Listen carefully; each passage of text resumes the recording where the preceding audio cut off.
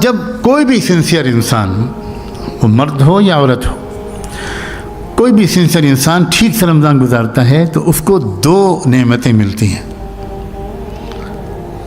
ایک تو یہ کہ جب واقعی کوئی انسان اپنے اندر ایمانداری سے جھانکنے کی کوشش کرتا ہے تو اس کو اپنی کچھ غلطیوں کا احساس ہوتا ہے، کیا کیا مس کر رہا ہوں میں، کیا مجھ میں کمیاں ہیں، کیا میں اپنی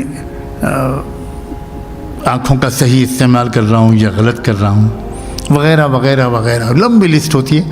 جو انسان دیانتداری کے ساتھ آنیسٹلی اپنے اندر جھانک کر دیکھ لیتا ہے، وہ اپنی غلطیوں کو خود پکڑ لیتا ہے کہ یہ کمیاں میرے اندر ہیں۔ اور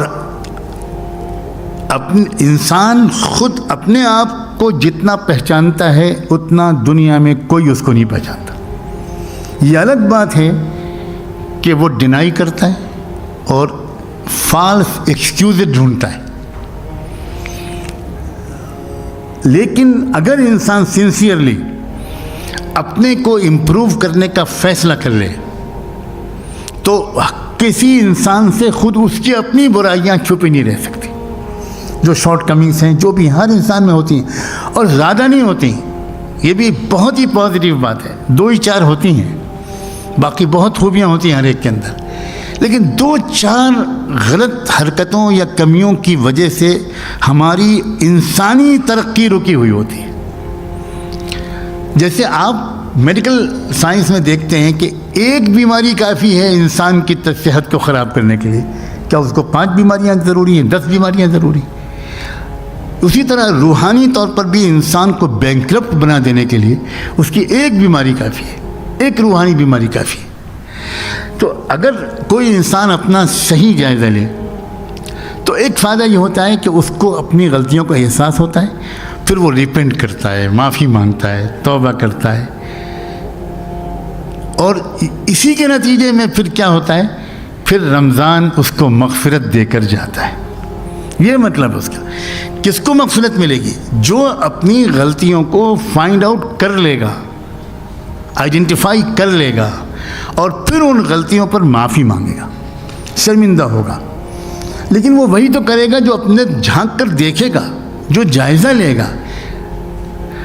دوسرا ایک فائدہ یہ ہوتا ہے پچھلی غلطیوں کی معافی کے علاوہ کہ آئندہ زندگی میں ان غلطیوں سے وہ بچ جاتا ہے، اور اسی کا نام ہے تقویٰ۔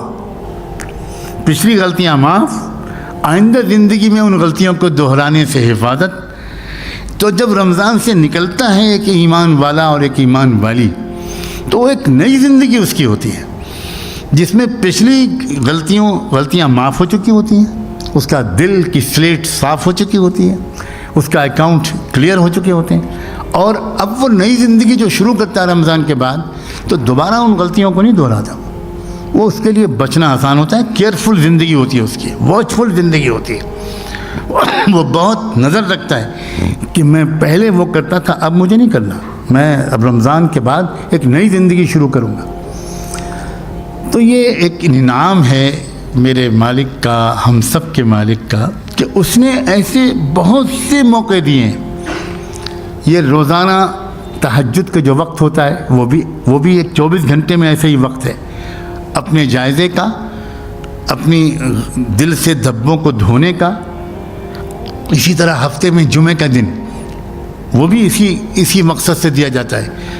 پھر سال میں رمضان اور زندگی میں حج، یہ سب موقع ہیں، کیونکہ یہ اللہ تعالیٰ اس بات کو خوب جانتے ہیں اپنے بندوں اور بندیوں کی اس نفسیات کو، کہ ان کو اپنی زندگی کو بدلنے کے لیے کسی ٹرننگ پوائنٹ کی ضرورت ہوتی ہے۔ کچھ ایسا موقع ان کی زندگی میں آیا جس میں وہ روزمرہ کی زندگی سے تھوڑا الگ اپنے اندر جھانک کر دیکھیں۔